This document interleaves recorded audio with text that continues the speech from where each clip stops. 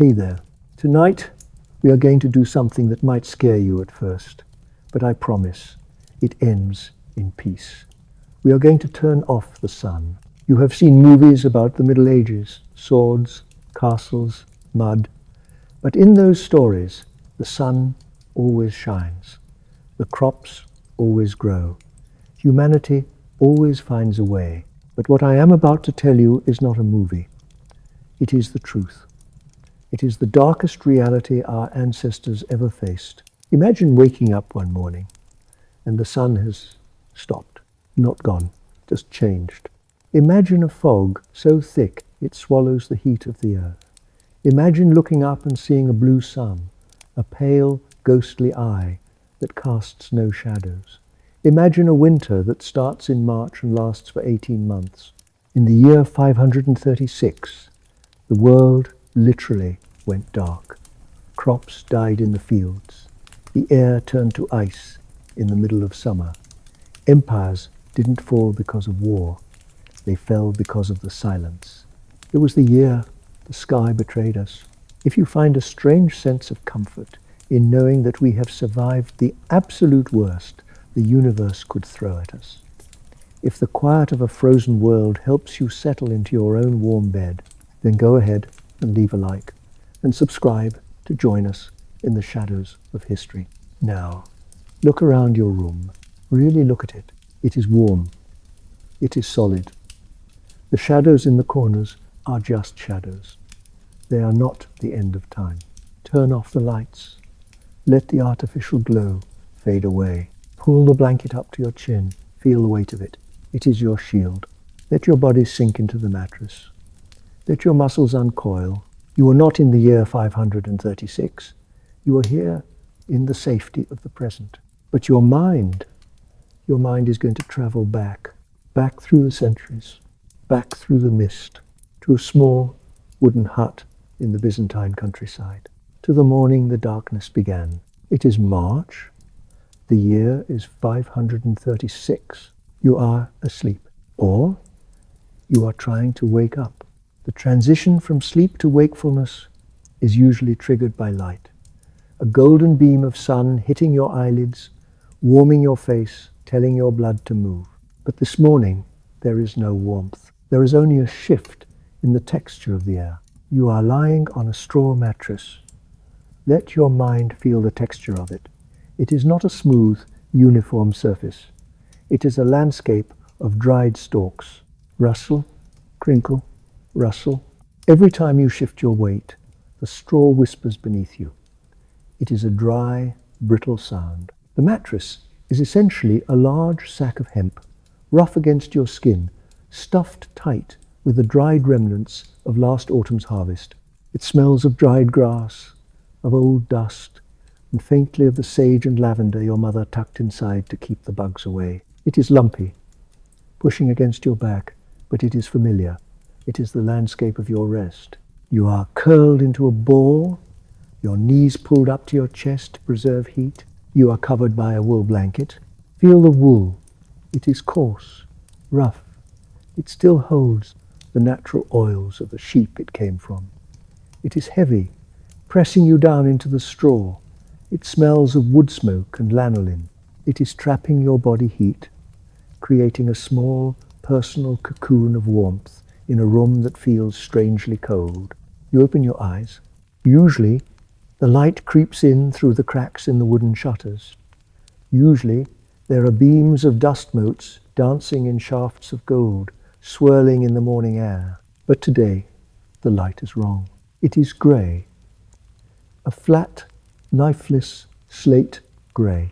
It looks like the moment just before a thunderstorm breaks, or the heavy, muted light of deep twilight when the colours of the world have been drained away. But your internal clock, the rhythm of your body, tells you it is morning. It is time to rise. You lie there, blinking. Listen to the room. Whoosh. There is a silence that feels heavy, thick, viscous. Usually, the rooster crows, a sharp, arrogant sound that cuts through the dawn, waking the village. Today, the rooster is silent. Usually, The birds in the thatch of the roof are singing sparrows and swallows, chirping about the new day, scratching at the straw. Today, the thatch is silent. Even the insects, the flies, the crickets, seem to have paused. The silence presses against your ears like water. It is a muffled, cotton wool silence. You hear a sound, scritch, scratch. Your father is moving. He is by the door. You hear the heavy wooden bar being lifted from its cradle. Thunk. The wood is heavy, seasoned oak. The door creaks open. The hinges are old leather, dry and groaning under the weight. Creak, creak. You expect a flood of light. You expect the morning sun to blind you, to pour into the dark hut like liquid gold. But nothing changes. The light outside is the same as the light inside. Dim, hazy, blue. You sit up. The straw mattress hisses as you move. You wrap the heavy wool blanket around your shoulders like a cloak. You shiver. The air in the room is cold, not the crisp, fresh cold of a spring morning, but a damp, stagnant cold, a cold that feels like it has been sitting there for 1,000 years. You walk to the door. Your bare feet touch the floor. The floor is packed earth. It has been walked on for generations until it is hard and smooth as stone. It is freezing. It saps the heat from your souls instantly. But, you join your father at the doorway. He is standing there, leaning on the doorframe, looking out. His silhouette is dark against the strange sky. He is motionless. You look out. The world has lost its color. The grass, usually a vibrant, living green in March, looks grey-blue. The trees are silhouettes, black skeletons reaching up into a sky that is neither day nor night. And there, hanging in the sky, is the sun. But it is not the sun, you know. It is a pale, blue disk. It looks like the moon, drowning in a deep ocean. It has no rays. It has no fire. There is a fog. A dry, high fog that covers everything. It is not like a rain cloud that is low and wet. It is a veil, a shroud wrapped around the earth. It is volcanic ash, though you do not know that yet. It dims the light so much that you can stare directly at the sun without hurting your eyes. It is a ghost sun, a dead eye looking down at the world. And then you notice the strangest thing of all. You look down at your feet. You look at the ground. There are no shadows. The light is so diffused, so scattered by the fog, that nothing casts a shadow. You lift your hand. You wave it over the dirt. Nothing. No dark shape mimics your movement. It is as if you have become a ghost yourself. The world feels flat, two-dimensional. Without the contrast of light and dark, depth perception fails. The barn looks like a painting on a wall. The fence looks like a line drawn in charcoal. It is dreamlike. It is eerie. But it is also strangely calm. There is no wind. The air is perfectly still. The leaves on the olive tree do not move. The smoke from the neighbor's chimney rises straight up, a thin grey pillar, and then flattens out against the invisible ceiling of the fog. Your mother is behind you now. She is at the hearth, the heart of the one-room house. She is fighting the cold. Strike, spark, strike. She is striking flint against steel. The spark lands in the tinder, dry moss and birch bark. Blow, whoosh. A small flame catches. It eats the moss hungrily. She feeds it twigs. Then small branches. Then a log. Crackle, pop. The sound of the fire is the loudest thing in the world. It breaks the spell of the silence outside. The firelight is warm, orange, gold. It is the only real color in this new blue world. It dances on the mud walls of the hut. It creates the shadows that the sun refuses to give. You turn back from the door. You are drawn to the fire. Everyone is drawn to the fire. It is the anchor. It is the life raft in a sea of cold. You sit on a small three-legged stool near the hearth. The wood of the stool is polished smooth by years of sitting. You hold your hands out to the flames. You can see the dirt in your fingernails. You can see the calluses on your palms. The heat radiates into your skin. It tingles. It fights back the chill of the blue morning. Your mother hangs a small iron pot over the fire. Clink. She pours water from a clay jug. Gurgle. Splash. She adds a handful of oats, a pinch of salt. She stirs it with a wooden spoon. Slop, slop, slop. The rhythm of the spoon against the iron pot is soothing. It is the rhythm of survival, the rhythm of normalcy in a world gone mad. The smell of the cooking oats begins to fill the room. It is a mild, earthy smell. It smells of grain and comfort. Your father closes the door. Hoot! He shuts out the blue sun. He shuts out the shadowless world. He slides the bar back into place. Clunk. Inside, with the fire crackling and the porridge bubbling, it feels like a sanctuary. It feels like a cave where you can hide from the sky. You wrap your hands around a clay bowl. The heat of the porridge seeps through the clay, warming your cold fingers. You take a spoonful. It is hot. It is bland, but it is food. You eat slowly. Swallow. You feel the warmth traveling down your throat, settling in your stomach. You look at your parents. Their faces are illuminated by the firelight. They look worried, yes. There are lines of tension around their eyes. But they are here. You are together. The roof is solid. The walls are thick mud and straw.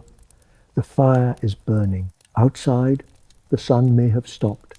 Outside, the world may be holding its breath. But in here, in this small circle of orange light, life continues. You close your eyes for a moment, listening to the fire. Pop, hiss, crackle. You let the sound wash over you. You are safe in the hut. You are safe in the gloom. The morning has begun, not with a sunrise, but with a fire. And for now, that is enough. Drift on the warmth of the oats. Drift on the sound of the burning wood. You are warm. You are safe. Time in the year 536 does not move in hours or days. It moves in a slow grey drift. Weeks have passed since the blue sun first rose. We have moved from March into April. April should be the time of flowers, the time of green shoots pushing through the moist soil, the time of soft rains and warming earth. But the calendar has broken. The winter has not left. It has settled in like an unwanted guest who refuses to leave the table. The fog has not lifted. It hangs there, a permanent ceiling of volcanic ash and dust, filtering the sun into a weak, ghostly lamp. It is noon, but it looks like evening. It is always evening. You are walking out to the fields. You have to check the crops, even though you know what you will find. You are wearing every piece of clothing you own. Your linen tunic, soft and worn against your skin. Your wool tunic, over that, scratchy and thick. A sheepskin vest that smells of the animal. A heavy cloak pinned at the shoulder with a bronze brooch. You have wrapped rags around your feet and stuffed your leather boots with straw for insulation. Crunch, crunch, crunch. Listen to the sound of your footsteps. You are walking on grass, but the grass is not soft. It is not bending under your weight. It is stiff. It is frozen. Each blade of grass is encased in a tiny sheath of rime ice. When you step, the ice shatters. Tinkle, crack, snap. It sounds like you are walking on broken glass or crushed diamonds. Your breath comes out in thick, white plumes. Ah, la. You watch the steam rise from your lips, swirl in the still air, and vanish into the grey. The air smells of cold. It smells of ozone. It smells of frost and damp earth that has forgotten how to be warm. It stings your nose. It makes your eyes water. You reach the wheat field. Your father is standing there. He is a statue of despair, wrapped in grey wool. He is looking at the crops. Look at the wheat. It should be knee-high by now. It should be a vibrant, living emerald green. It should be swaying in the breeze. But the wheat is stunted. It is barely ankle-high. The stalks are thin, yellow, and brittle. They look like old parchment paper. They are not dead, not quite, but they are sleeping.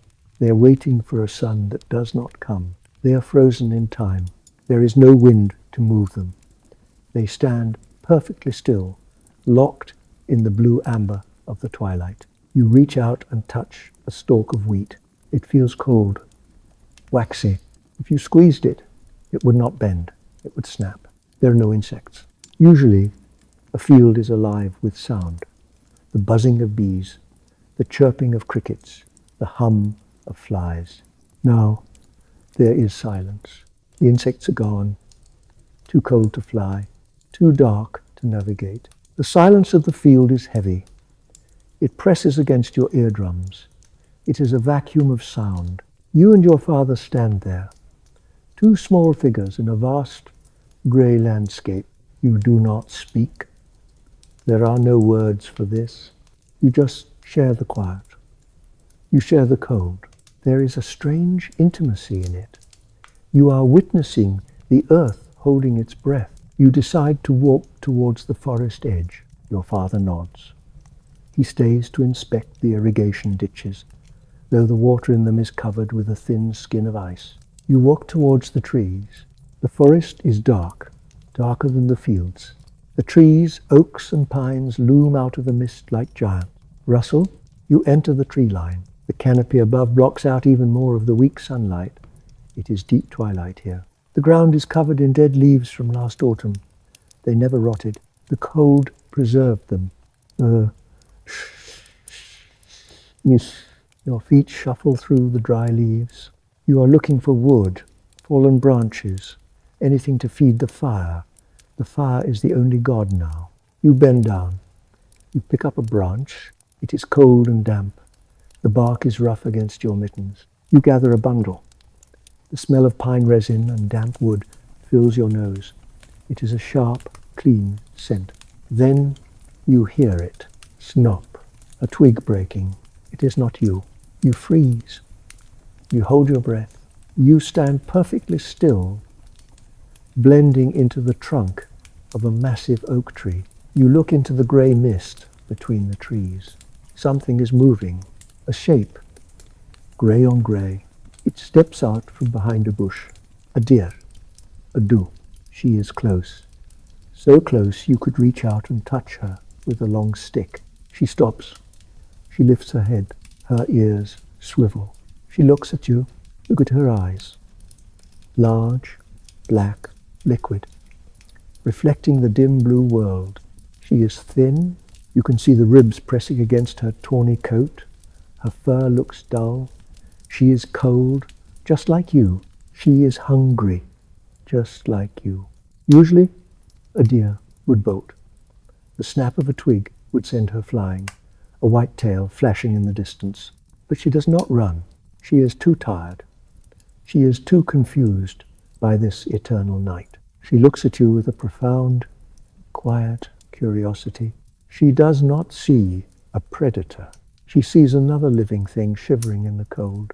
You stare at each other, human and animal, connected by the shared catastrophe. You can see the condensation of her breath. Puff, puff. It matches the rhythm of your own breath. Puff, puff. For a moment, the barrier between species dissolves. You are just two heartbeats in a frozen wood. You feel a sudden wave of sadness, but it is a gentle sadness, a melancholy that feels like a soft blanket. You slowly lower the wood in your arms. You do not reach for a stone. You do not reach for a knife. You just watch her. She dips her head. She nuzzles the frozen ground, looking for a patch of moss, a bit of bark. She finds something. She chews. Crunch, crunch. Then she looks at you one last time. A silent acknowledgement. She turns slowly, gracefully. She steps back into the mist. One moment she is there, a solid, warm presence. The next, she is gone, dissolved into the grey, like a spirit of the forest. You are alone again, but you feel warmer. You pick up your wood. You turn back towards the village. The walk back feels different. The cold is still there, biting at your cheeks, but the fear has lessened. You have seen that life persists. Even in the hunger, even in the dark, you see the smoke rising from your chimney, a thin, grey line connecting the earth to the sky. It promises warmth. You open the door of the hut. Creak, the heat hits you.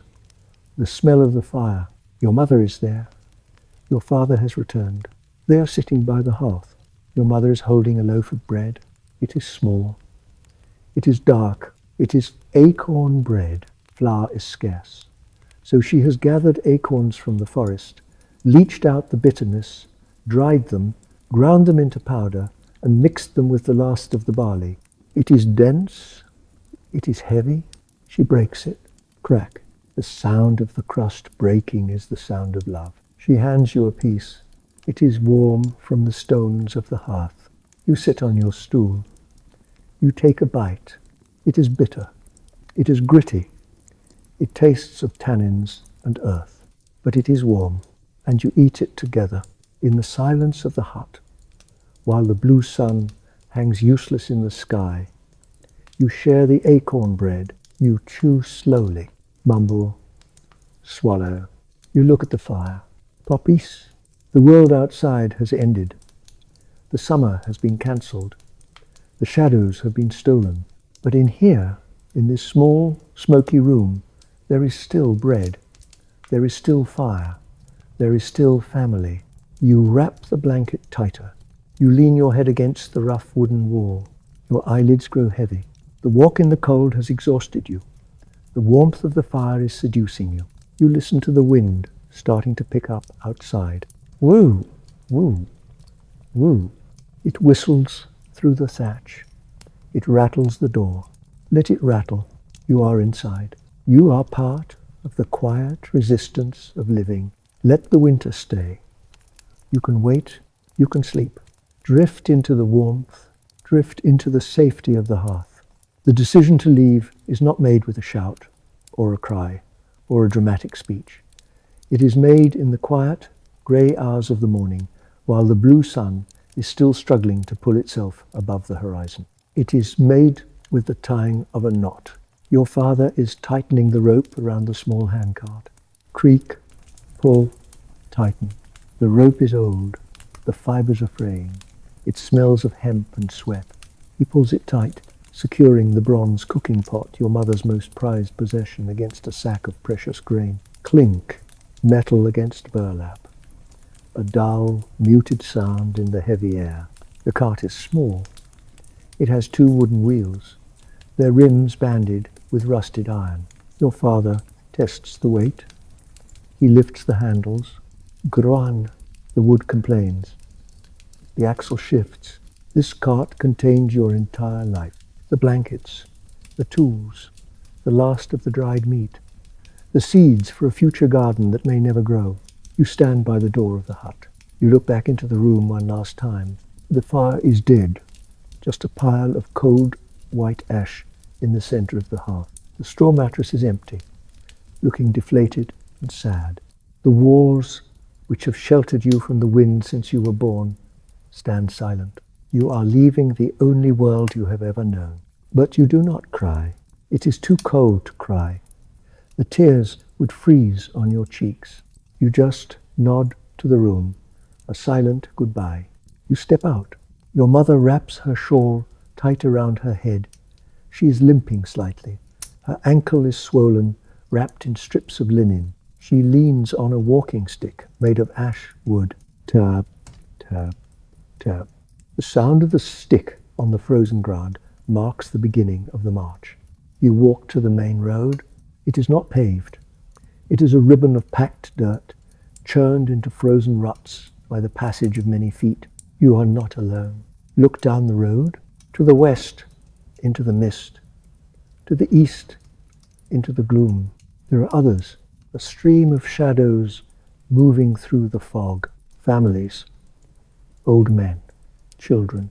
They are walking silently, heads down, shoulders hunched against the cold. They are like ghosts migrating across a dead world. Your father joins the stream. He pulls the cart. Rattle, squeak, rattle, squeak. The rhythm of the wheels becomes the heartbeat of the journey. You walk beside him. You put your hand on the side of the cart. The wood is rough and freezing cold. You push. Every step is a small victory against the gravity of the earth. The road stretches out. 1 mile, 2 miles. The scenery does not change. Grey fields, black trees, blue sky. It is hypnotic. The sameness of it all lulls your mind into a trance. Step, breath, push. Step, breath, push. The cold seeps through the soles of your boots. It creates a numbness that starts in your toes and works its way up your ankles. You focus on the back of the traveller in front of you, a man wearing a cloak made of patched wolf skins. You watch the fur sway with his steps. Left, right, left, right. You fall into his rhythm. You are part of a great, silent caterpillar of humanity, crawling towards hope. Midday comes, but the light does not brighten. The blue sun simply moves to the top of the sky, hanging there like a frozen coin. You stop to rest. Your father lowers the cart handles gently to the ground. Tut! He stretches his back. You can hear his spine crack. Your mother sits on a large stone by the roadside. She rubs her ankle. You sit on the frozen grass. Your father takes out a water skin. He unkorksit. Bob. He offers it to your mother first. She takes a sip. Glug. Then to you, the water is ice cold. It shocks your teeth.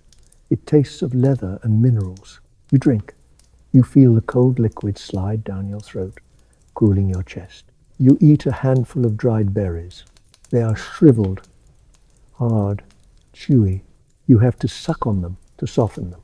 The flavor is faint, a ghost of sweetness from a summer that feels like a lifetime ago. You look around at the other travelers. No one is talking. Energy is too precious to waste on words. They are just sitting, staring at the horizon. A child near you is crying softly. A thin, high-pitched whimper. His mother rocks him. Shh. The sound of the wind in the bare branches of the trees is louder than the people. Whoosh, whoosh. It is a lonely sound, a sound of vast, empty spaces. You start walking again. The afternoon stretches into eternity. Your legs ache, a dull, throbbing pain in your calves. Your mind begins to wander. You think about the city, Constantinople. You have never seen it, but you have heard stories. They say the walls are so high, they scrape the clouds. They say the roofs are made of gold. They say there is bread for everyone. You try to picture it. A shining city of light at the end of this dark tunnel. You hold on to that image. You wrap it around yourself like a mental blanket. The light begins to fade. The blue turns to indigo. The indigo turns to black. Night is falling. The travelers begin to pull off the road. They find spots under trees or in the lee of rocks. Your father finds a spot, a small clearing protected by a thicket of holly bushes. He parks the cart. Scrape. He sets up camp. There is no tent. There is only the sky, but there is fire. He gathers deadwood. It is plentiful here. He builds a pyramid of twigs. He lights it.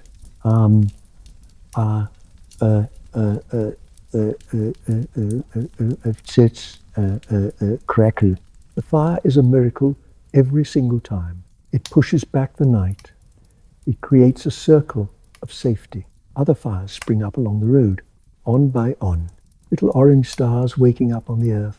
You can smell the smoke. Wood smoke, sage, and the scent of unwashed bodies. It is a comforting smell. The smell of humanity. An old woman approaches your fire. She walks with a heavy limp, leaning on a gnarly staff. Her face is a map of wrinkles, etched deep by 70 years of sun and wind. Her eyes are milky but sharp. She carries a small bundle. "May I share your warmth?" she asks.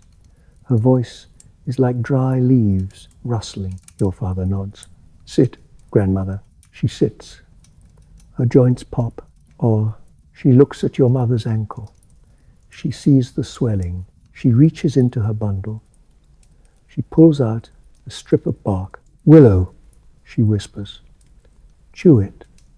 It tastes bitter, like horse piss, but it stops the pain." Your mother hesitates, then takes it. She chews. She grimaces, but after a while, the lines of pain on her face smooth out. The old woman looks at you. "I am Agatha," she says. "Where are you going, child?" "To the city," you whisper. "Ah, the city." She nods slowly. "We're all going to the city." Like moths to a lantern, she reaches into her bag again. She pulls out a small, hard object, a piece of honeycomb. It is old, crystallized. She breaks off a chunk and hands it to you. "Eat. Sweetness remembers the sun." You put it in your mouth. It melts. Honey, wax, sugar. It explodes on your tongue. It is the sweetest thing you have ever tasted. It tastes of flowers. It tastes of sunshine. It tastes of a time before the fog. You close your eyes and let the honey dissolve. For a moment, you are not cold. You are not hungry.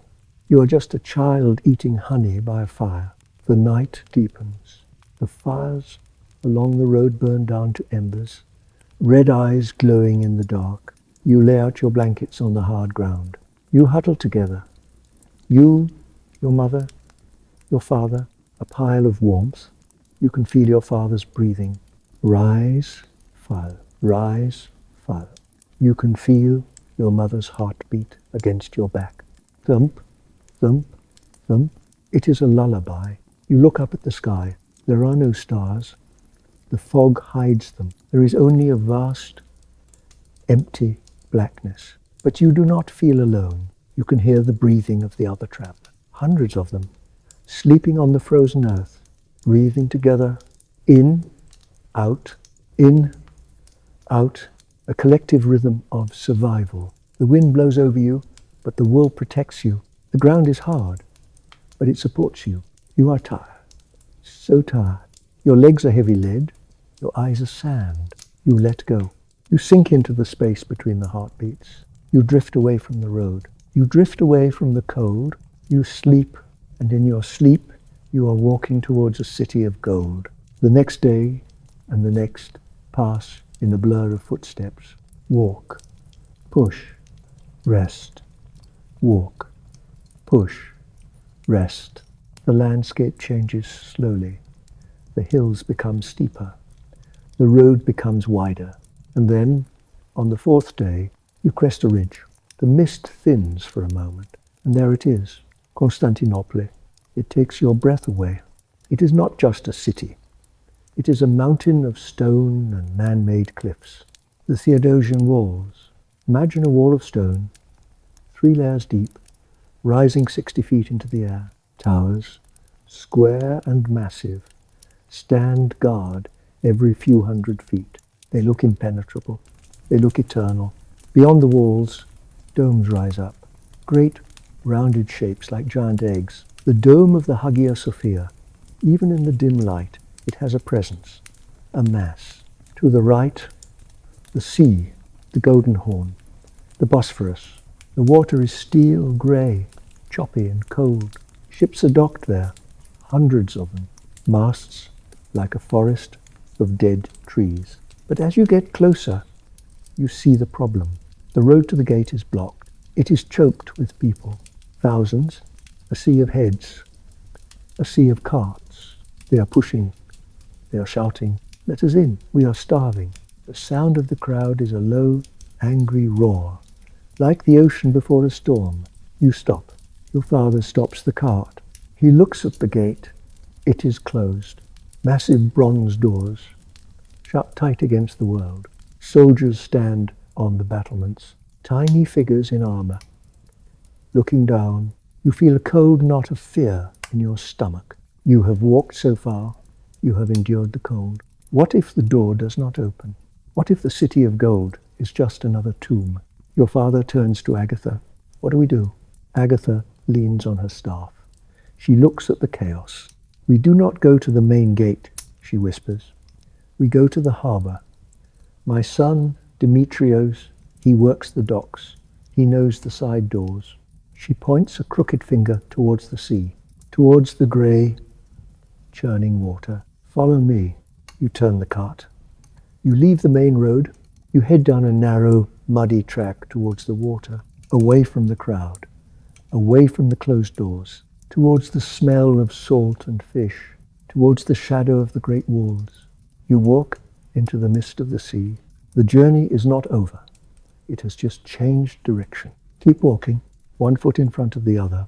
The sea is waiting. The city is waiting. The shadow is waiting. The smell of the sea is different here. It is not the fresh, clean scent of the open ocean. It is the smell of a trapped sea. It smells of brine, of rotting seaweed, of wet wood, of tar, and of thousands of people living too close together. It hangs in the air, heavy and thick, mixing with the ever-present fog of volcanic ash. You follow Agatha down the muddy track. The wheels of your cart sink deep into the sludge. Squelch, suck, squelch. You have to push harder now. Your boots are coated in thick black mud. The massive land walls of Constantinople loom to your left. They are so high that their tops disappear into the blue haze. They feel like the edge of the world. You reach the harbour of Theodosius. It is a chaotic, sprawling labyrinth of docks, warehouses, and ships. Even in this unnatural twilight, the harbour never sleeps. Shadows move everywhere. Stevedores carrying massive amphorae of wine on their shoulders. Sailors coiling wet, heavy ropes. Soldiers patrolling with spears. The sound is overwhelming. Heave, ho, heave, ho. The shouts of men. The creaking of cranes lifting nets of grain. The slapping of water against the hulls. The crying of seagulls circling overhead, searching for scraps in the gloom. It is a symphony of desperate industry. Agatha leads you through the maze. She moves with surprising speed for an old woman, tapping her stick on the cobblestone. Click, clack, click. She stops in front of a warehouse. It is a cavernous building made of brick, smelling of dry grain and dust. A man stands by the door. He is tall, with broad shoulders and a beard that is dusted with flour. He holds a clipboard of wax tablets. Agatha steps forward. Demetrius. The man looks up. He squints through the fog. His face softens. The exhaustion in his eyes is replaced by relief. Mother? He drops the tablet. He runs to her. He embraces her. It is a moment of pure human warmth in a cold, mechanical world. Your family stands back, watching. You feel like intruders. But then Demetrius looks at you. He sees the cart. He sees your mother's wrapped ankle. He sees your thin face. These are my friends, Agatha says. They help me on the road. Demetrios nods. He does not smile. Smiles are rare in 536, but he nods. Come inside, he says. The streets are not safe. You enter the warehouse. It is dark inside, but it is dry. Sacks of grain are piled to the ceiling. Mountains of burlap. It smells of wheat, a dusty, golden smell. It smells of food. Your stomach grumbles. A loud, hollow protest. Demetrios leads you to a corner behind a wall of crates. You can stay here, he whispers, but you must be quiet. The emperor's guards check the inventory. If they find you, he draws a finger across his throat. Your father nods. We will be ghosts. Demetrios brings you food. Not much. A loaf of hard bread, a few dried fish. But to you, it is a feast. You sit on the floor, leaning against the grain sacks. The burlap is scratchy, but the grain inside conforms to your back.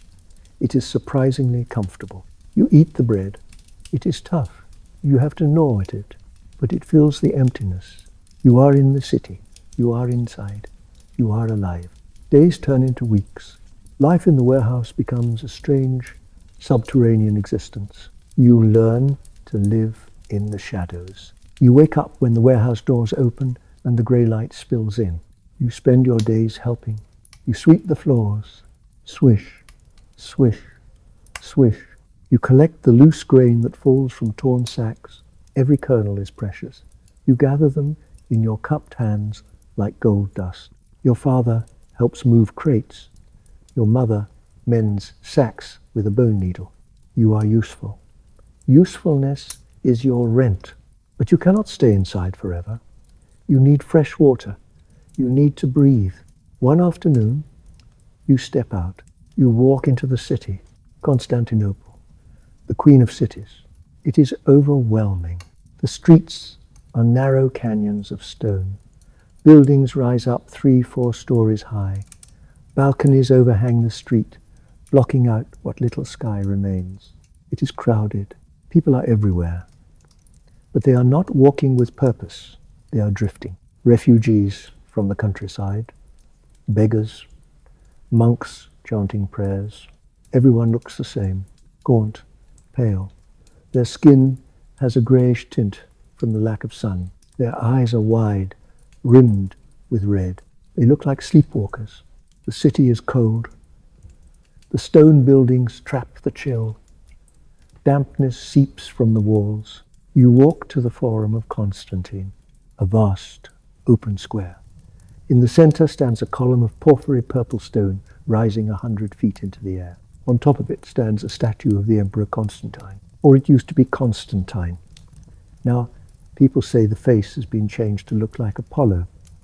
The sun god, you look up at the statue. It is just a silhouette against the blue fog. The sun god standing in the dark. It feels like a cruel joke.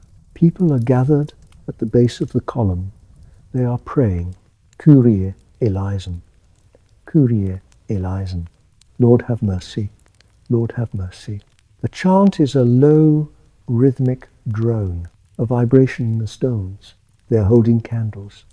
Thousands of tiny flames flickering in the wind. They are trying to call back the sun with wax and wick. You watch them. You feel the desperation radiating off them like heat. You realize that the city is not a fortress. It is a cage full of hungry, frightened animals. You return to the warehouse. It feels safer in the dark corner behind the grain. Your father has an idea. We cannot just eat the grain, he whispers. We need vegetables. We need life.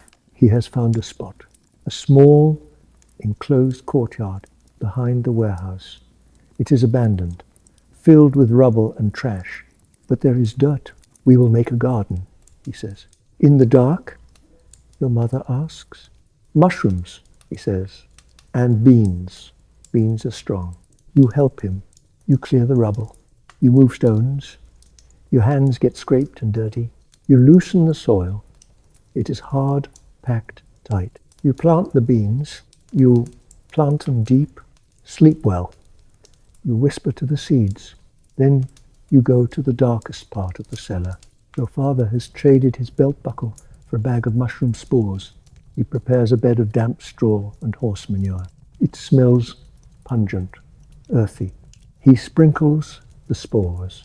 Now the waiting begins. Gardening in the apocalypse is an act of extreme patience. Every day you check, you stare at the dirt.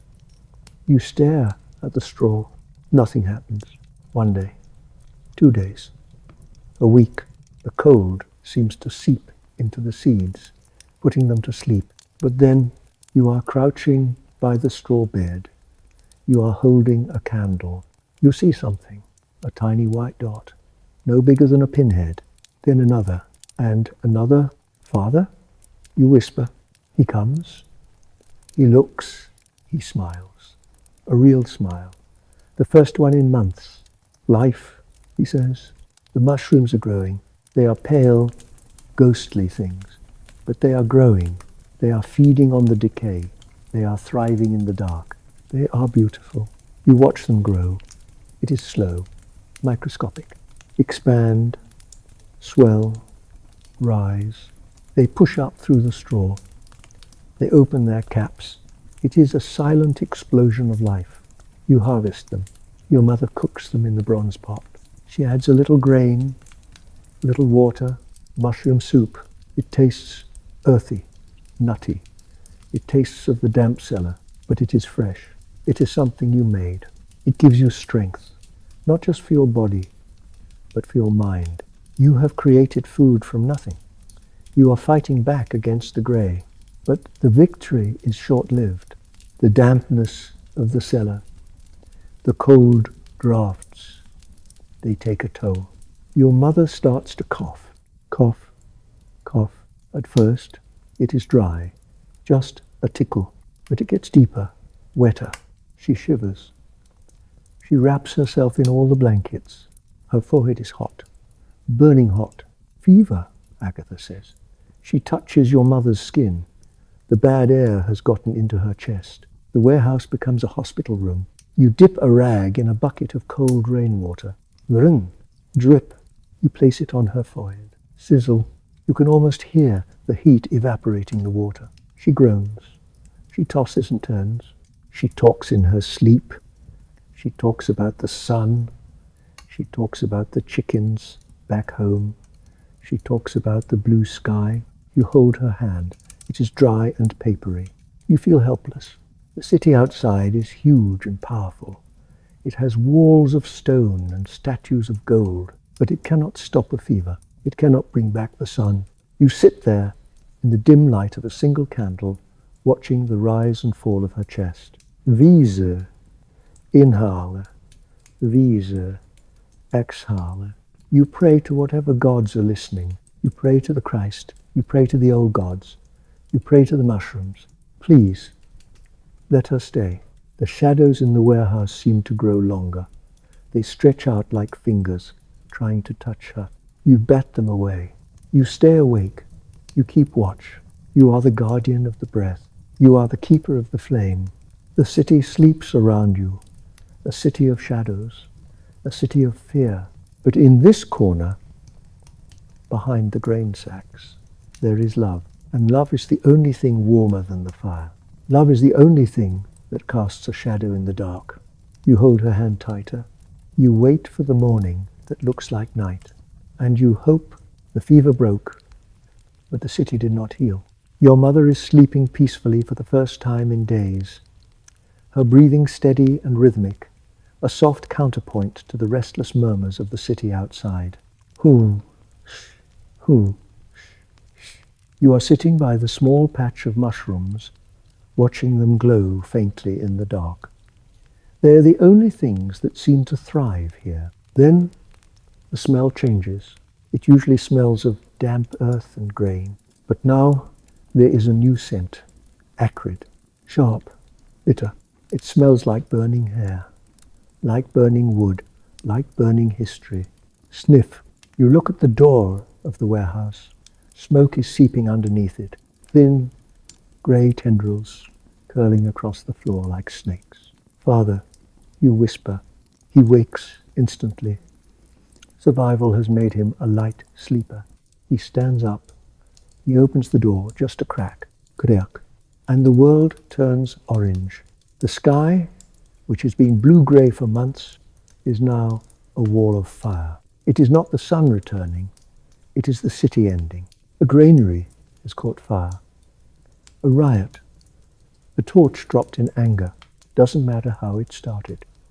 Fire in a wooden city, in a time of drought, is a living beast. Roar. You can hear it. A low, deep rumbling, like an earthquake that never stops. The sound of massive timbers snapping. The sound of stone walls heating up until they crack. Demetrios runs in. His face is smeared with soot. His eyes are wide, reflecting the flames. Get up, he says. His voice is calm, but it is a terrifying calm. We have to go. The wind is blowing this way. The evacuation is slow. It feels like moving through molasses. Your mother is weak. She leans heavily on your father. You grab your blanket. You grab the bronze pot. You grab the bag of seeds. You step out into the street. It is hot. The air is thick with ash. Flake, flutter, flake. The ash falls like black snow. It lands on your skin, warm and soft. It lands on your eyelashes. The street is crowded, but it is not a panic of running. It is a panic of shuffling. People are pressing together, a river of bodies flowing away from the heat. You hold on to your father's tunic. You grip the fabric so tight your knuckles turn white. Don't let go, you tell yourself. Don't let go. You look up. The buildings on the hill are burning. They look beautiful in a terrible way. The flames lick the sky, painting the fog in shades of violet and crimson. Sparks fly upward, joining the stars that aren't there. It feels like a dream, a slow-motion dream where you are running but getting nowhere. You focus on your feet, step, step, step, walking over cobblestones slippery with soot, walking over discarded cloaks, walking over the memories of a city. You reach the harbour. The water of the Golden Horn reflects the fire. It looks like a sea of blood. Splash, lap, splash. The waves slap against the stone quay. Agitated by the heat and the wind, ships are there, dozens of them. Their sails are unfurled, snapping in the hot wind. Nap, fluto, nap. They are preparing to leave, to flee the burning trap. Demetrios leads you to a ship, the Time Sophia Asterisk. It is a merchant vessel, broad-beamed, sturdy, smelling of tar and salt. A gangplank connects it to the shore, a narrow bridge of wood over the dark water. A crowd is gathered at the base of the plank, shouting, begging, "Take us! We have gold! Take us! We have food!" The sailors stand with poles, pushing them back. "Full! We are full!" Demetrios pushes through. He knows the captain. He speaks to a man with a grey beard. They whisper. You watch them. You watch their hands. A gesture here, a shake of the head there. Demetrios points to your family. The captain shakes his head. No room. Demetrios points again, just to you, and to the other children. The captain hesitates. He looks at the fire approaching the docks. He looks at the small faces. He nods. 6. I can take 6 small ones. No adults. The world stops. The fire roar fades into a buzzing silence in your ears. Your father turns to you. He kneels down. He is at your eye level. The firelight illuminates every line on his face, the dirt in the creases of his forehead, the tears welling in his eyes. He does not look afraid. He looks determined. Listen to me, he says. His voice is a rumble in his chest. You are going on the boat. No, you whisper. I stay with you. You cannot stay, your mother says. She's sitting on a crate, too weak to stand, but her grip on your hand is iron. The fire is coming. The smoke will kill us before the flames do. You must go. We will follow. Your father lies. You know it is a lie. He knows it is a lie, but it is a necessary lie. We will find another boat. We will meet you in the west, where the sun is shining. He reaches into his tunic. He pulls out a small object. It is a wooden bird. He carved it for you during the long winter nights. It is rough. You can feel the knife marks on the wings. It is smooth from being held in his pocket. He presses it into your hand. Take this, he says. It will fly you to safety. Keep it. Remember us. You close your fingers around the wood. It is warm from his body heat. It feels like a heartbeat in your hand. Doop, doop, doop. Demetrios is calling. Time. We must go. Your mother kisses your forehead. Her lips are dry and hot. Be brave, she whispers. Be good. Your father stands up. He picks you up one last time. He hugs you. The smell of him, sweat, smoke, and love fills your nose. You want to breathe it in and hold it in your lungs forever. He sets you down on the gangplank. Go. He pushes you gently. You take a step.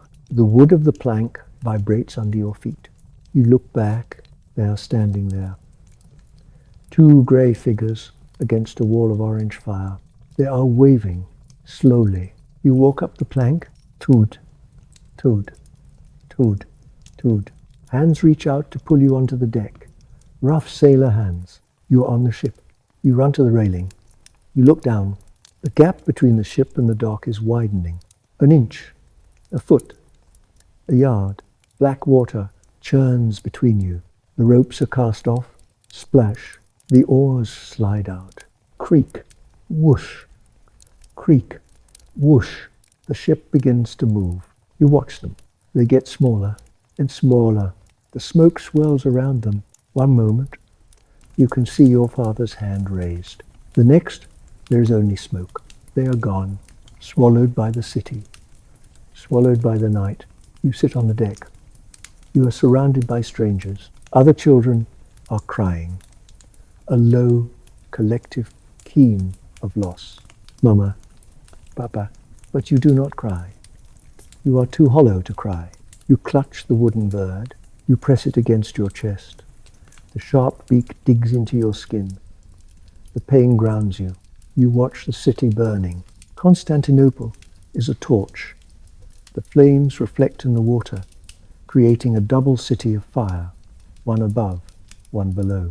The heat radiates across the water. You can feel it on your cheeks. Then the ship turns. The great sails catch the wind. Snap. The city begins to slide away into the distance. The fire becomes a glow, then a spark, then a memory. You are alone on the ocean. The sky above is black and starless. The sea below is black and bottomless. You are a tiny chip of wood floating between two voids. You curl up on a coil of rope. It is hard and smells of tar. The rhythm of the ship takes over. Rock, sway, rock, sway. It is a cradle, a giant wooden cradle rocking you to sleep. The sound of the waves hissing against the hull is a constant white noise. Sh, sh, sh, sh. It sounds like the earth saying, hush. You close your eyes. In the darkness behind your eyelids, you see the fire. But it is far away. It cannot burn you here. You hold the bird. You breathe in the salt air. You drift. You surrender to the motion of the sea. The past is burning. The future is fog. But the now is just the rocking of the boat. Sleep. The ocean has you. The sea has no memory. It does not remember the fire.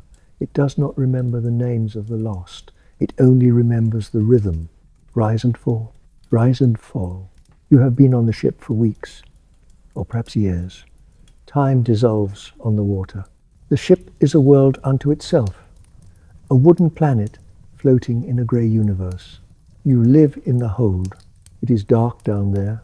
It smells of damp wood, of bilge water, of unwashed bodies, and of spices, sacks, of peppercorns and cloves that act as your pillows.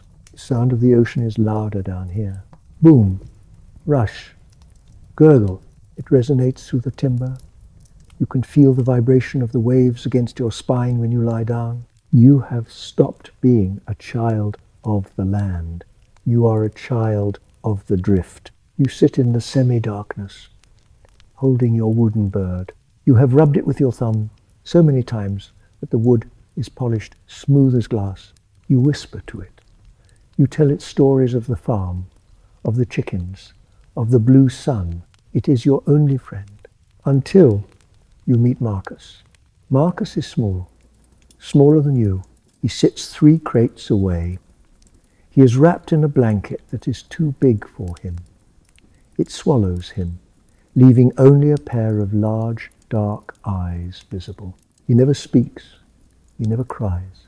He just stares at the dust motes dancing in the shafts of grey light that filter down from the deck grating. You watch him.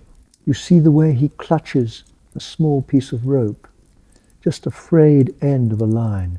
He ties knots in it, over and over. Knot, untie, knot, untie. It is his anchor. One day, you move closer. You do not say anything. You just slide your crate a few inches, scrape. He looks at you. He does not pull away. You take a piece of dried biscuit from your ration. It is hard as a rock. You break it in half. Snap. You offer him a piece.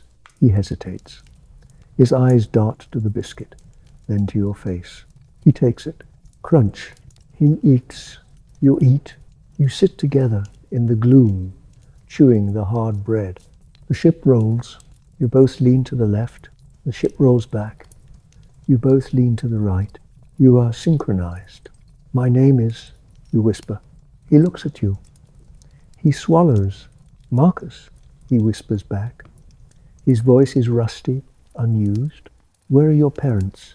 He points up, towards the deck, towards the sky, or maybe towards the smoke of the city they left behind. He goes back to tying his knot. You hold up your wooden bird. This is for luck, you say. You let him touch the wing. He runs a small, dirty finger over the wood. He nods. From that moment, you are not alone. You are a team. Two specks of dust sticking together in the whirlwind. You sleep back to back.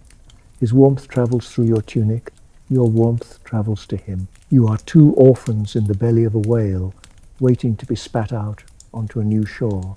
Then the sound changes. The rhythm of the waves changes. Crash. Hiss. Retreat. It is the sound of breakers.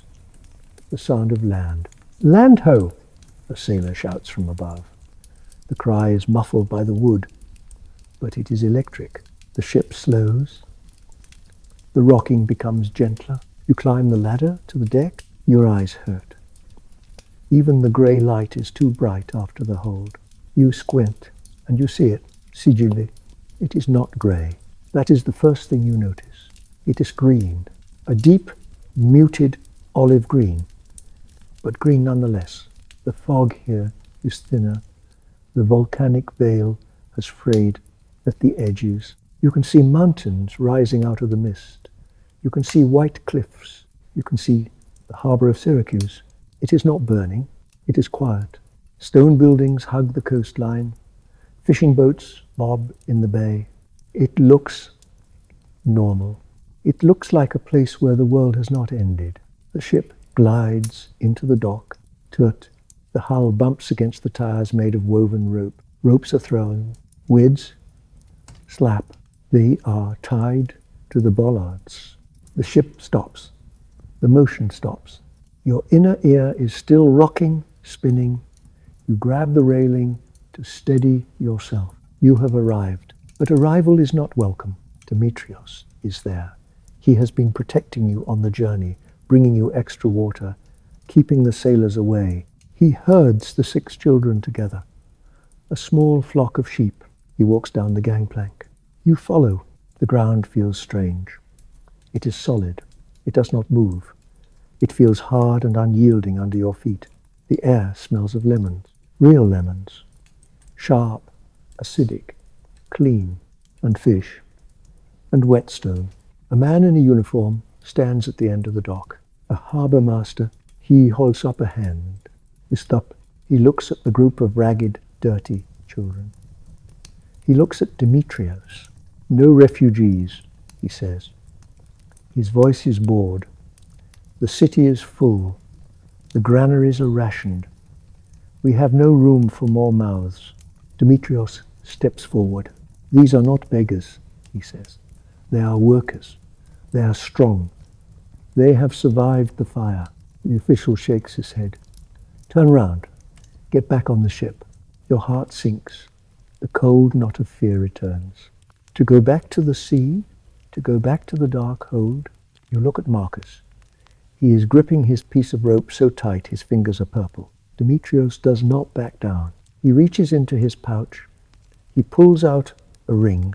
It is gold. A heavy signet ring. It was his father's. It is the last thing of value he owns. He holds it out. The official looks at the ring. He looks at the children. He sighs. He takes the ring. It disappears into his tunic. The warehouse district, he mutters. Stay out of sight. If the prefect sees you, you are gone. Demetrios nods. Thank you. He waves you forward. Quickly, you walk past the official. You walk onto the cobblestones of Syracuse. You are illegal. You are unwanted. But you are on land. Demetrios leads you through the narrow alleys. The buildings are old stone, warm from the day's heat. The light here is better. The blue sun is brighter. You can almost see your shadow, a faint grey blur following you on the ground. You reach a building on the edge of the city, a grain storehouse. It belongs to a friend of a friend, or maybe a cousin. Demetrios knocks. Rap, rap, rap. A door opens. A hushed conversation. The door opens wider. You step inside. It is a shed attached to the main warehouse. It has a dirt floor. Tools hang on the walls. Rakes, shovels, hose. There are piles of empty sacks in the corner. This is home, Demetrios says. He looks tired. His eyes are hollow, but he smiles at you. It is dry. It is safe. You drop your bundle. You sit on the sacks. It smells of dry wheat dust.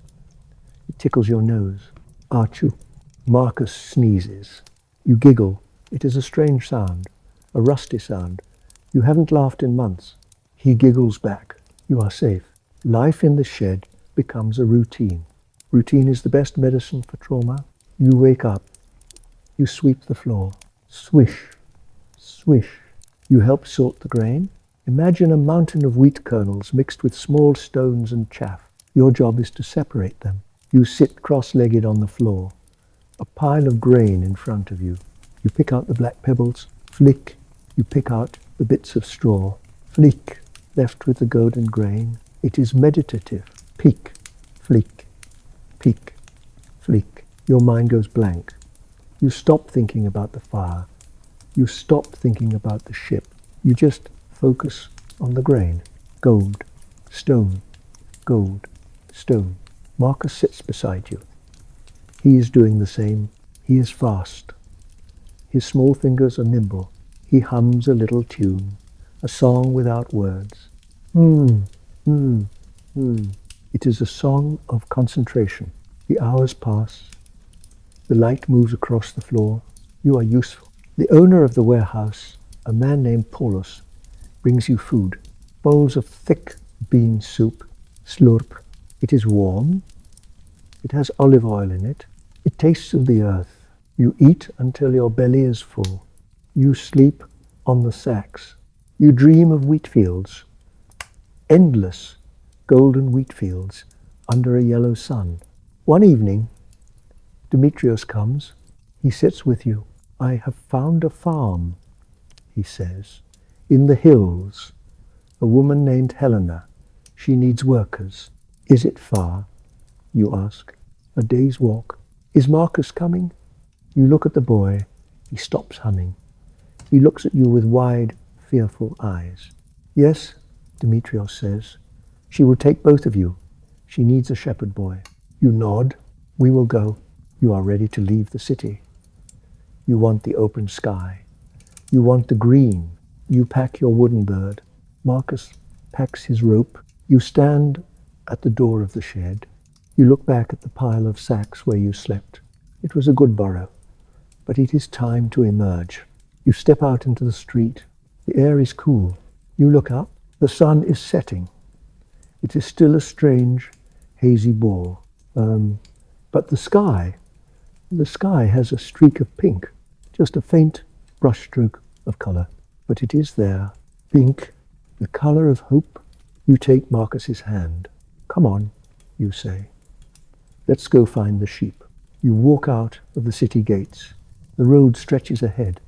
It leads to the hills. It leads to Helena. It leads to the next chapter. Keep walking. The ground is solid. The friend is beside you. The darkness is behind you. Step, step, step. The road to the hills is long, but it is not the desperate march of the refugee. It is the steady, rhythmic walk of the hopeful. You and Marcus walk side by side. Demetrios leads the way. The landscape of Sicily has changed. The coast was green, but the hills are rugged, ancient. The earth here is darker, richer. It smells of iron and old roots.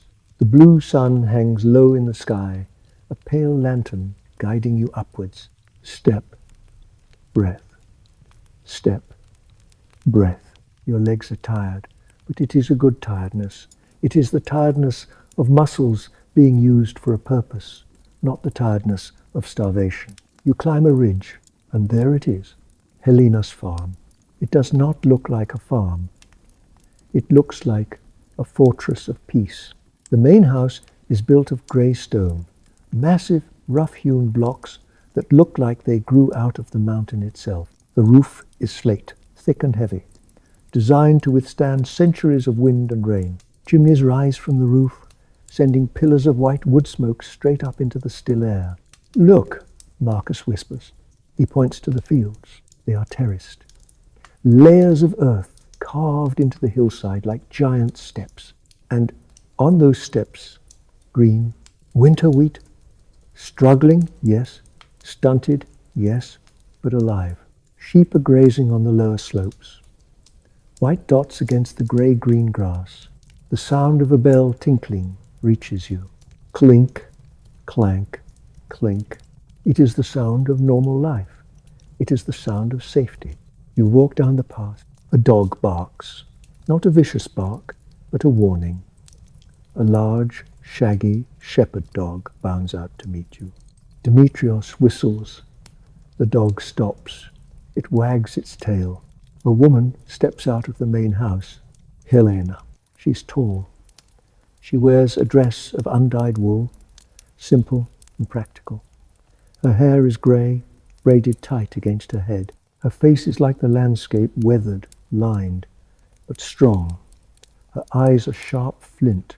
She does not smile, but she does not frown. She assesses. She looks at Demetrios. She looks at you. She looks at Marcus. These are the ones? She asks.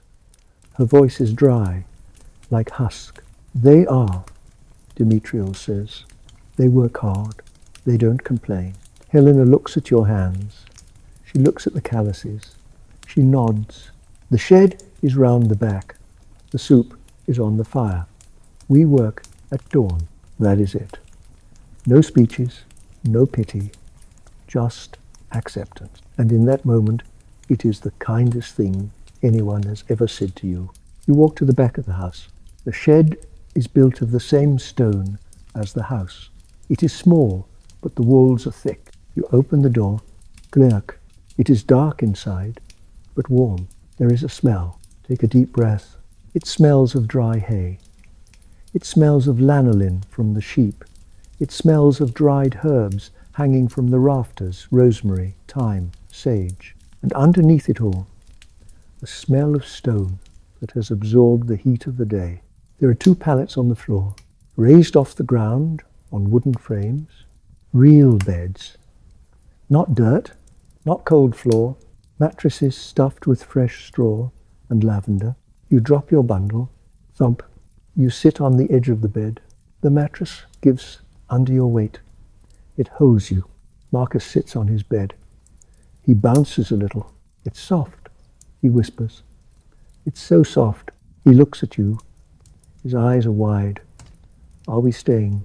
Yes, you say. We are staying. That night, you eat in the main kitchen. It is a cavernous room. The hearth is huge, big enough to roast a whole sheep. The fire is roaring. Roar, crackle, pop. Logs of olive wood burn slow and hot. You sit at a long wooden table with the other workers. There is Thomas, an old man with hands like tree roots. There is Sophia, a woman who never speaks but smiles with her eyes. Helena ladles the soup. It is thick, vegetables, beans, a little bit of mutton fat. It is hot. You hold the bowl. The heat seeps into your palms. You take a spoonful. Slurp. It tastes of the earth. It tastes of the hills. It warms you from the inside out. It thaws the ice that has been in your chest since Constantinople. You eat until you are full. A sensation you had forgotten. Your stomach feels heavy, grounded. You listen to the wind howling outside. Whoosh, whistle. It batters the stone walls. It tries to get in, but the stone holds. The mortar holds. You are inside. The winter is outside. The separation is complete. After dinner, you go back to the shed. It is dark now. You light a small tallow candle. The fit-sit-sit. The flame creates a small sphere of golden light. You and Marcus crawl into your beds. You pull the wool blankets up. They are heavy. 3 layers of thick, scratchy, wonderful wool. You lie there. You listen to the farm settling down for the night. You hear the sheep bleating in the barn next door. Ba'a, ba'a. It is a gentle, comforting sound. You hear the dog sighing as it curls up by the door. You hear Marcus breathing. In, out, deep, slow breaths. He is already asleep. You look at the ceiling beams. Old, dark wood. You think about the journey, the burning city, the ship, the warehouse. It all feels like a nightmare now. The distant storm. Here, there is only the stone and the sheep. You close your eyes. You let the smell of the lavender carry you away. You are a stone in the wall. You are a stalk of wheat in the field. You are safe. Sleep. The next morning, the work begins. But it is not the frantic, desperate work of the city. It is the slow, steady work of the seasons. Helena gives you a job. The sheep, she says. Take them to the upper pasture. Watch for wolves. Keep them together. You and Marcus become shepherds. Imagine the pasture. It is high up. The air is thin and cold, but clear. The grass is frosted silver. The sheep are a moving cloud of white wool. Clump, clump, clump. Their hooves on the frozen ground. They graze. Crunch, tear, chew. You sit on a rock. You wrap your cloak around you. You watch them. There is a profound peace in watching sheep. Do not worry about the sun. They do not worry about the emperor. They only care about the next mouthful of grass. Their chewing is a rhythm. Chew, chew, chew. It is a metronome for the day. Marcus runs among them. He names them. That one is cloud, he says. That one is snow. That one is grumpy. He laughs. The sound of a child laughing on a hillside.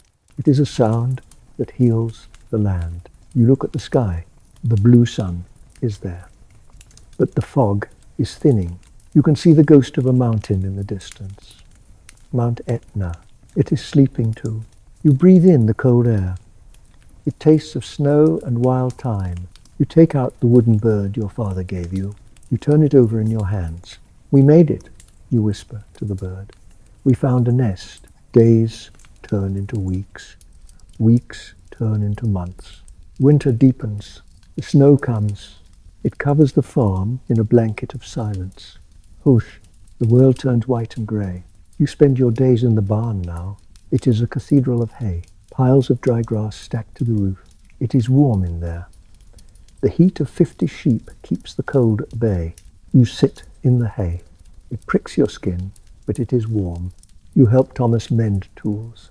Scrape, sand, polish.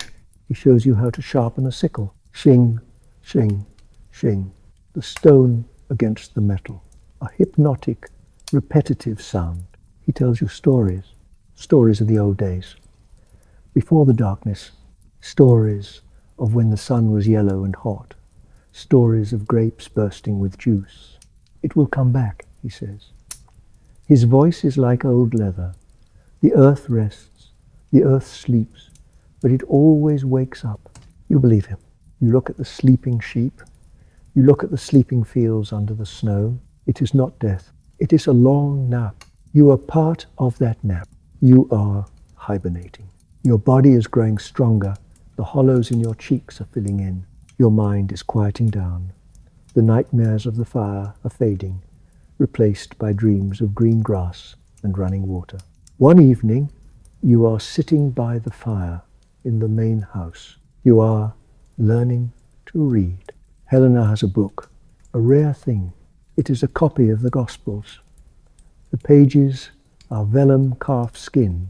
She turns the page. Crinkle. She points to a letter. Alpha, she says. Alpha? You repeat. Omega, she says. Omega, you repeat. Beginning and end. The firelight dances on the page. The letters seem to move. You are learning that words can hold memory, that words can survive the darkness. Marcus is asleep on the rug in front of the fire. The dog is using him as a pillow. You look at them. This is your family now. Helena, Thomas, Marcus, the dog, the sheep. It is a family forged in the cold, a family of survivors. You feel a warmth in your chest that has nothing to do with the fire. It is gratitude. You are grateful for the stone walls, grateful for the soup, grateful for the silence. The wind howls outside. Whoosh, let it howl. You are anchored. You are grounded. You are the rock. You close your eyes, sitting there at the table. You listen to the fire. Pap, is, you listen to the turning of the page. Crinkle, you drift. You are safe in the stone sanctuary. The darkness cannot touch you here. Sleep, deep, heavy, stone sleep. Winter begins to loose its grip. It does not happen all at once. It happens in droplets. Drip, drip, drip. Icicles melting from the eaves of the stone house. The snow in the fields begins to recede, revealing the wet, black earth beneath. Patches of green appear. Tiny, brave shoots of grass pushing up through the mud. The air changes. It loses its biting, metallic edge. It becomes softer. It carries the scent of damp soil and awakening roots. Inhale. It smells of promise.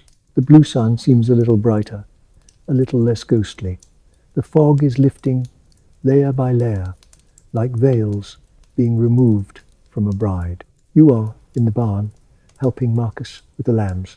It is birthing season.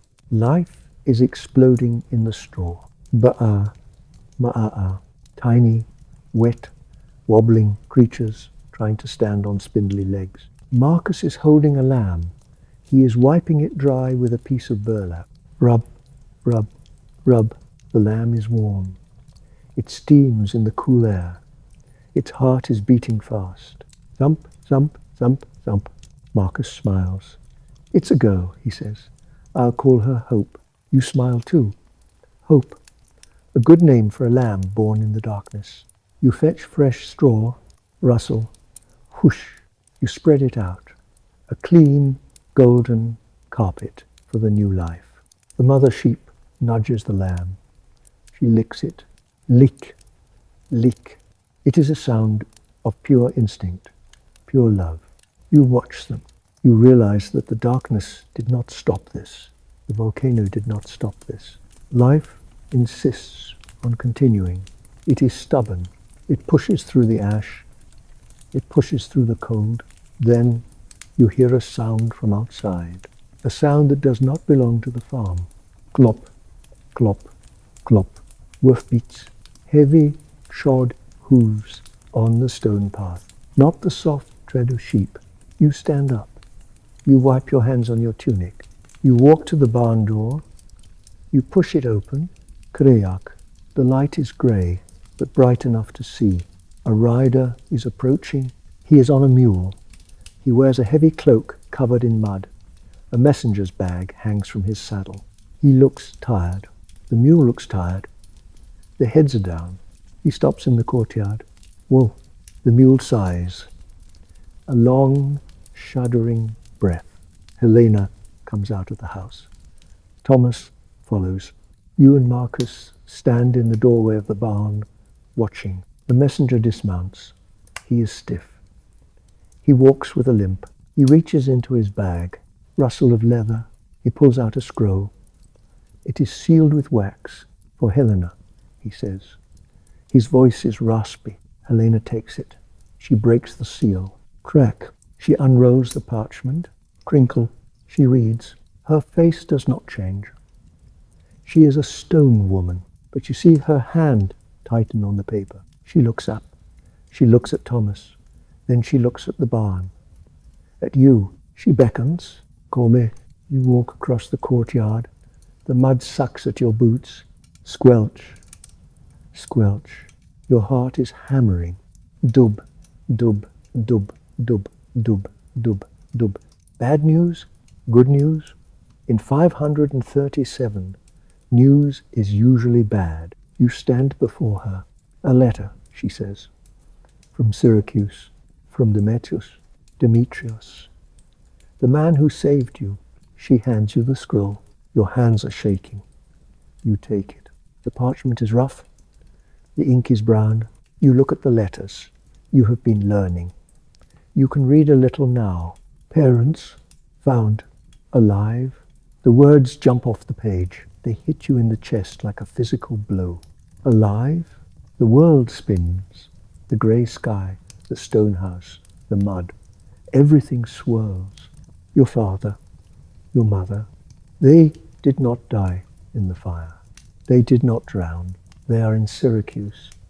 They are looking for you. You drop the scroll. Fluto. It lands in the mud. You don't care. You look at Marcus. He is staring at you. What? He whispers. What is it? They are alive, you whisper. The words feel strange in your mouth. My parents, they are alive. Marcus freezes. A shadow crosses his face. Fear. Are you leaving? He thinks he is being abandoned again. He thinks the knot is untying. You kneel down. You grab his shoulders. No. We are going together. We are going to get them. You look at Helena. She nods. Go, she says. Take the mule. Thomas will go with you. The journey to Syracuse is a blur. You ride the mule. Marcus sits behind you, holding onto your waist. Thomas walks beside you, his staff tapping the ground. Tap, tap, tap. The road is long. The hills roll by. You do not feel the cold. You are burning with anticipation. You rehearse what you will say. Father, mother, I missed you. I survived. You touch the wooden bird in your pocket. It is vibrating. It wants to go home. You camp for one night on the road. You stare at the fire. Crackle. Pop. You imagine their faces. Have they changed? Are they grey? Are they thin? Do they think you are dead? The anticipation is a physical ache. It sits in your throat. It sits in your stomach. You hardly sleep. You watch the stars appear through the thinning fog. They look like eyes watching you. Blink, blink. Morning comes. You continue. The smell of the sea returns. Salt, fish, hope. You see the walls of Syracuse. They look different now. Not like a prison. Like a gate. You enter the city. It is busy. People are working. The famine is easing. There is bread in the stalls. You go to the church. The meeting place. Demetrius is there. He smiles. A huge, wide smile that breaks his bearded face. I told you, he says. I told you I would find them. He points towards the altar. Two figures are standing there. A man and a woman. They are wearing rags. They are thin as skeletons. Their hair is white with ash and age. But it is them. Your father turns. He sees you. He drops his walking stick. Clatter. He opens his arms. You run. You run across the stone floor. Your footsteps echo. Slap, slap, slap. You hit him. You bury your face in his chest. He smells of smoke. He smells of rain. He smells of father. Your mother wraps her arms around you both. She is crying. Sob, sob, soft, broken sounds. You are a knot of three people. a tangle of limbs and tears. You hold on. You hold on so tight that you merge into one being. The wooden bird is pressed between your chests. The circuit is closed. The broken wire is fixed. The current flows again. Then you pull back. You look at them. They touch your face. They touch your hair, checking, making sure you are real. You grew. Your father whispers. I had to, you say. You turn. Marcus is standing by the door. He looks small, alone. He is clutching his piece of rope. He is waiting to be left behind. You reach out your hand. Come, you say. Father, mother. This is Marcus. He saved me. I saved him. We are brothers. Your parents look at the boy. They see the fear in his eyes. They see the hunger. They see you in him. Your mother steps forward. She opens her arms. Come, she says. There is room. Marcus hesitates. Then he runs. He joins the knot. 4 people now. A new family. Forged in the fire. Tempered in the ice. Demetrios watches from the shadows. He nods. His work is done. You return to the farm. The mule carries your parents now. You and Marcus walk. The journey back is a victory march. The sun breaks through the clouds. A real yellow beam of sunlight hits the road. It illuminates the mud. It turns the puddles into gold. You feel the warmth on your face. Real warmth. You reach the farm. Helena is waiting. Welcome, she says. There is work to do. It is the best welcome. Your parents are given a cottage, a small stone house near the orchard. It needs a roof, it needs a door, but it is yours. You help your father fix the roof. Hammer, bang, hammer, bang. The sound of building, the sound of repairing. You help your mother plant a garden. Beans, onions, herbs. You put the seeds in the earth. Pat, pat. You water them. You watch them grow. Marcus helps with the sheep. He introduces your father to cloud and snow and grumpy. The farm absorbs you all. It wraps its stone arms around you. Peace settles over the valley. A deep, heavy peace. The kind of peace that comes after a war. The kind of peace that comes when you know you have survived. One evening, you are sitting on the steps of your new cottage. Your father is whittling. Scrape, scrape. He is making a wooden horse for Marcus. Your mother is mending a net. Marcus is sleeping on her lap. You look at the wooden bird in your hand. You look at the sky. The stars are bright. The fog is almost gone. You are tired. Your muscles ache from lifting stones, but your heart is light. You close your eyes. You listen to the sounds of your family, breathing, scraping, the rustle of cloth. It is the symphony of home. You let the sounds wash over you. You let the fatigue take you. You are safe. You are found. You are home. Sleep. Drift into the reunion. Drift into the love. Time flows differently when you are waiting for a miracle. It is April. The year is 538. Nearly 2 years have passed since the sky turned to stone. 2 years of grey, 2 years of blue, 2 years of shadows that were too faint to see. You are lying in your bed in the new cottage. It is the hour before dawn. The world is suspended in the hush of the false morning. You are awake. You are listening. Usually, the dawn is silent. But today, the air feels different. It feels thinner, lighter. The pressure that has sat on your chest for 24 months is lifting. You hear a sound, cock-a-doodle-doo, a roaster, not the weak, confused crowing of the darkness years. This is a full-throated, arrogant, glorious scream of a bird that knows the sun is coming. It echoes off the stone walls of the barn. It rings in the clear air. You sit up. You push the heavy wool blanket aside. The air in the room is cool, but it lacks the biting, metallic dampness of the volcanic winter. It smells of ozone and wet grass. You stand up. Your bare feet touch the wooden floorboards. You walk to the window. The shutters are closed. Bars of darkness against the gloom. You reach out. You undo the latch. Click. You push the wood. Griak. The shutters swing open. You look east. The horizon is usually a blurred line where the grey sky meets the grey earth. But today, there is a line of fire. A band of intense, burning violet stretches across the edge of the world.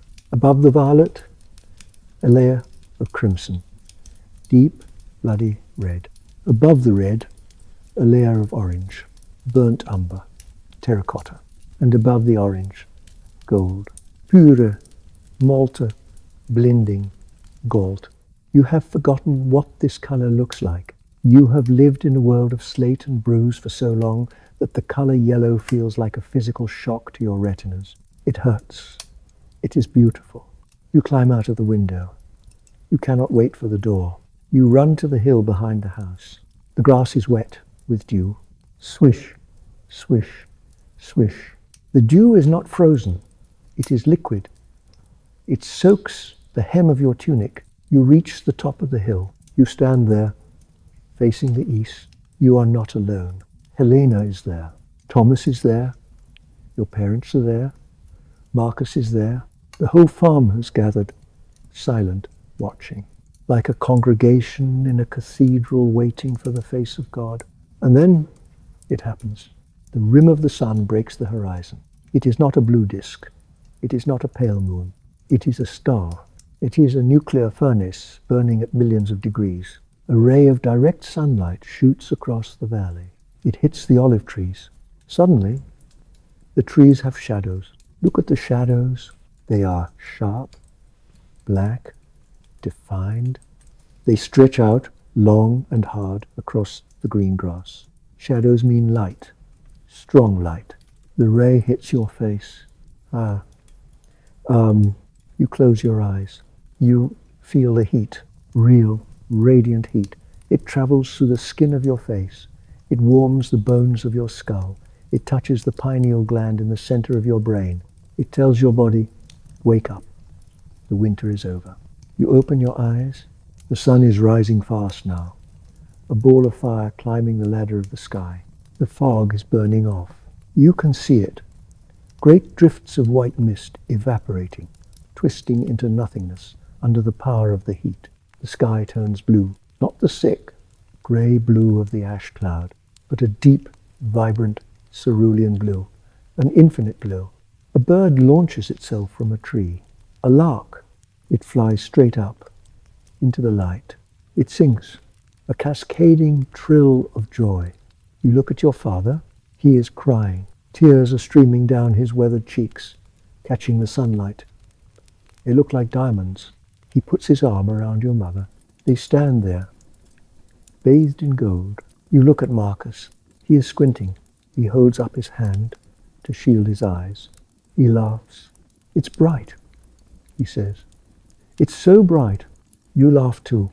It is the first time you have laughed without a shadow of fear in 2 years. The darkness is broken. The siege is lifted. The sun has returned. The months that follow are a blur of green. Nature, held back for 2 years, explodes. It is a hyperspring. The wheat grows so fast you can almost hear it stretching, crackle, grow. The stalks are thick. The heads of grain are heavy. The vineyards are choked with leaves. Grapes swell, purple and sweet, bursting with sugar. The sheep get fat. Their wool grows thick and lustrous. The air is full of pollen, full of insects, full of life. It is as if the earth is trying to make up for lost time. And then comes the harvest. It is October. Helena declaris a festival. The festival of the return. The courtyard of the farm is transformed. Tables are set up.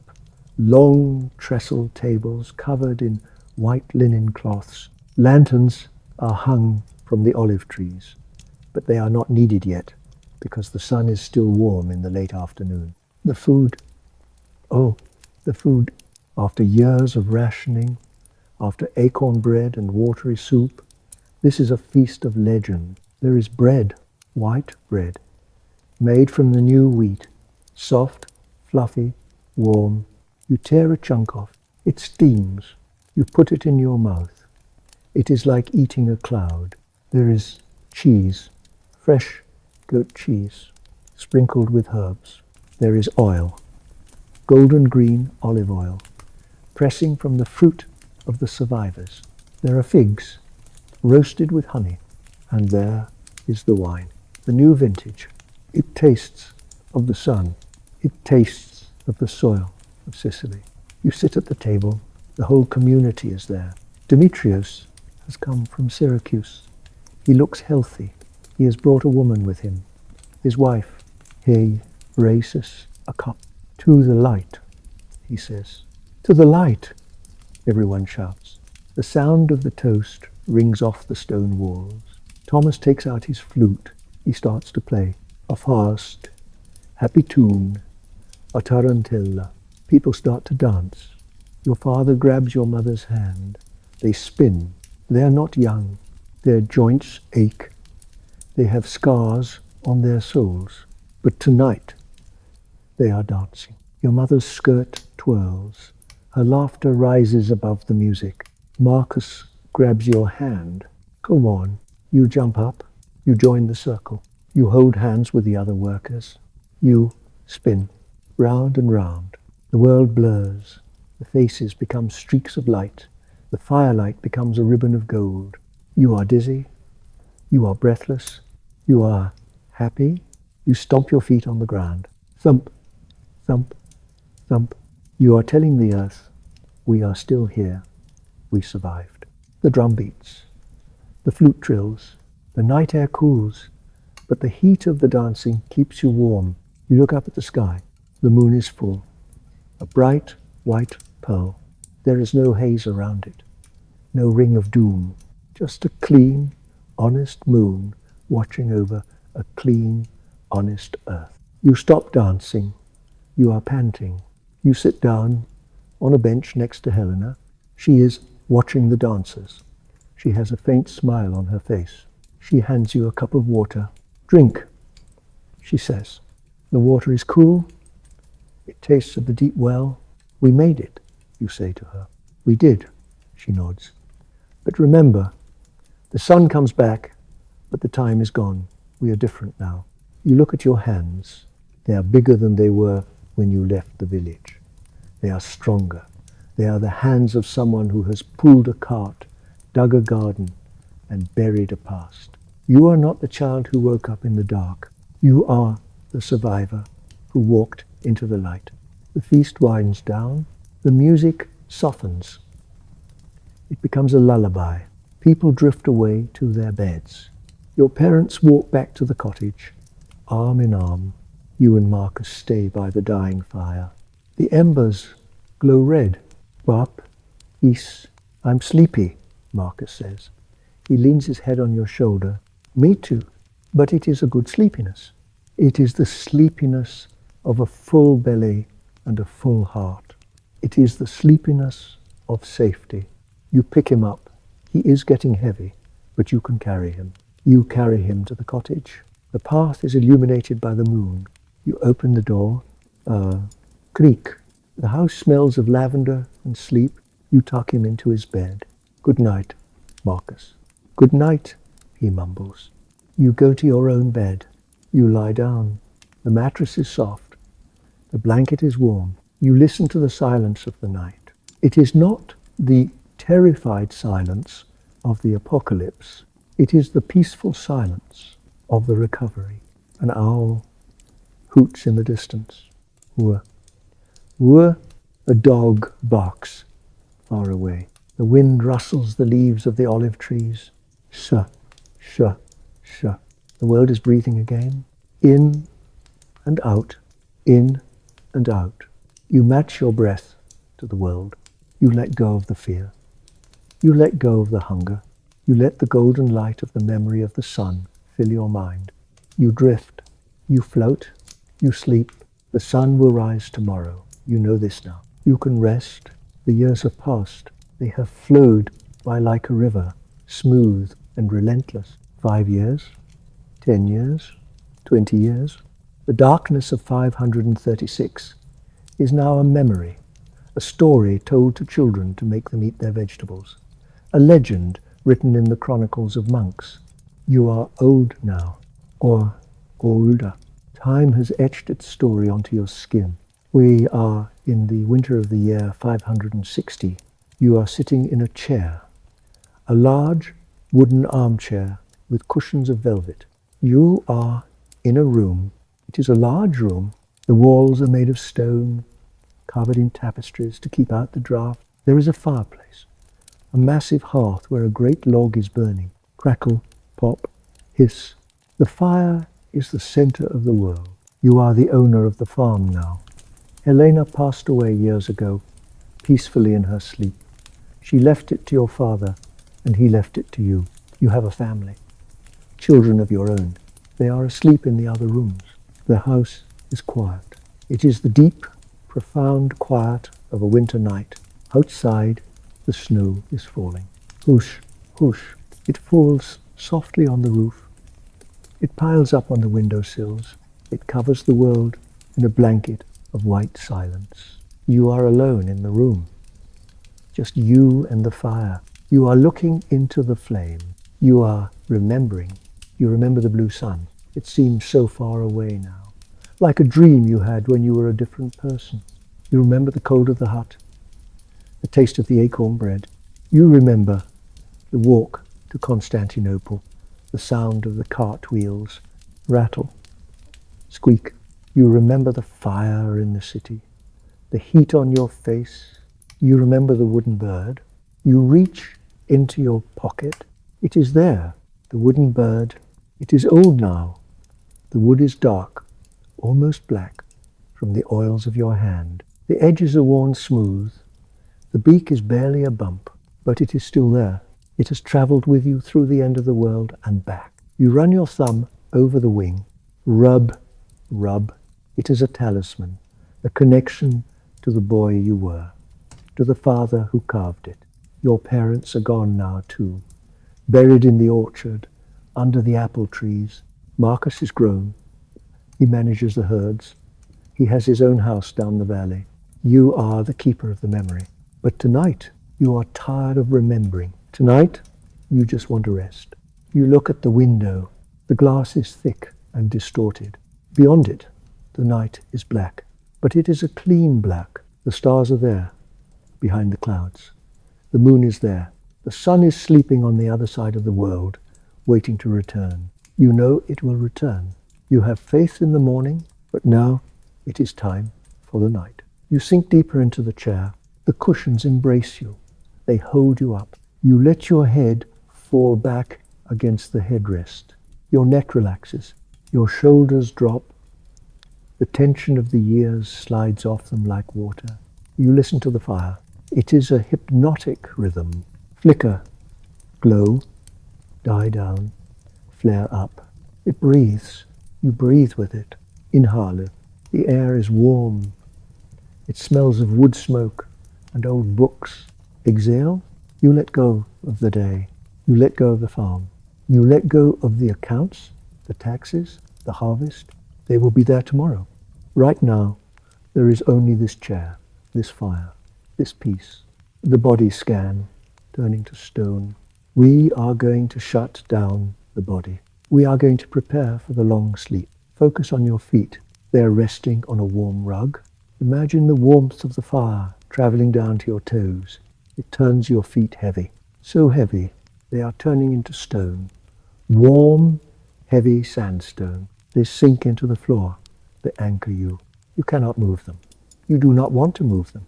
The heaviness moves up your ankles, up your shins, up your calves. Your muscles uncoil.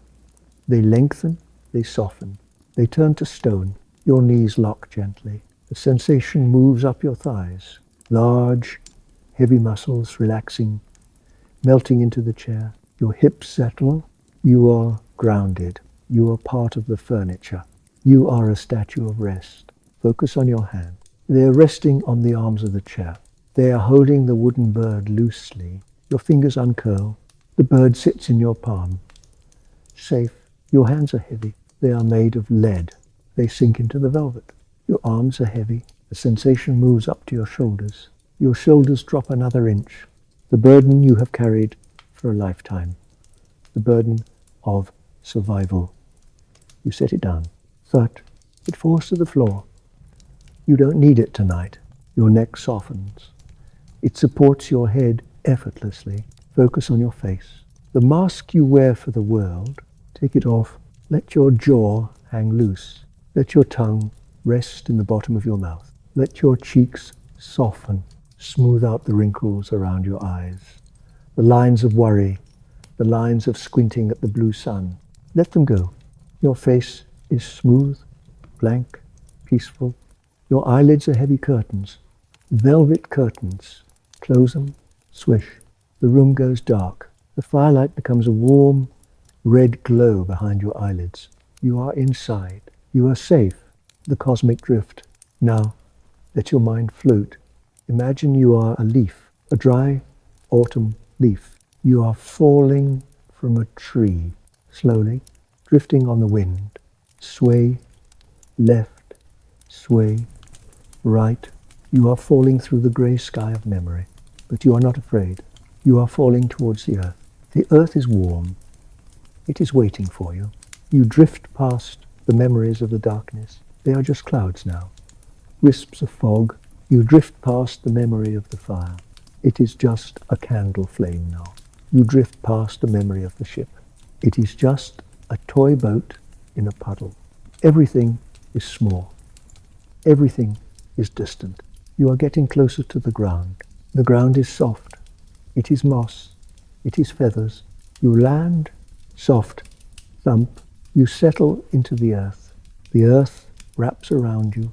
It protects you. You are a seed, planted in the dark, warm soil, waiting for the spring.